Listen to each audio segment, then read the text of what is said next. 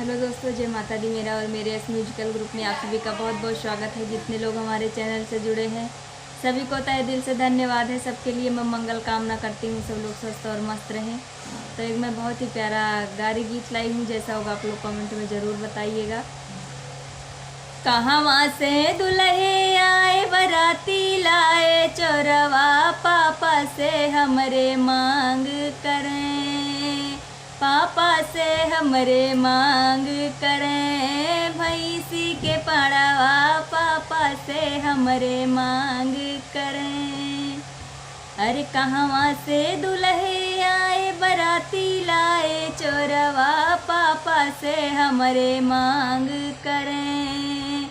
भैंसी के पड़वा पापा से हमरे मांग करें।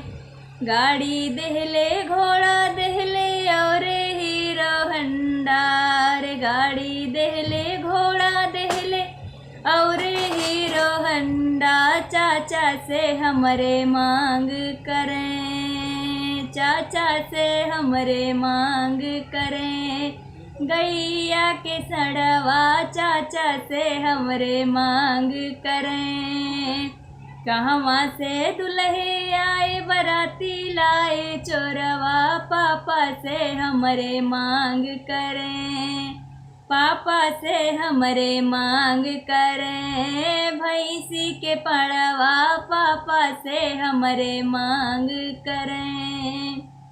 सिकड़ी देहले अंगूठी देहले अपने मड़ऊ आयर, सिकड़ी देहले अंगूठी देहले अपने मड़उआ। भैया से हमरे मांग करें, भैया से हमरे मांग करें।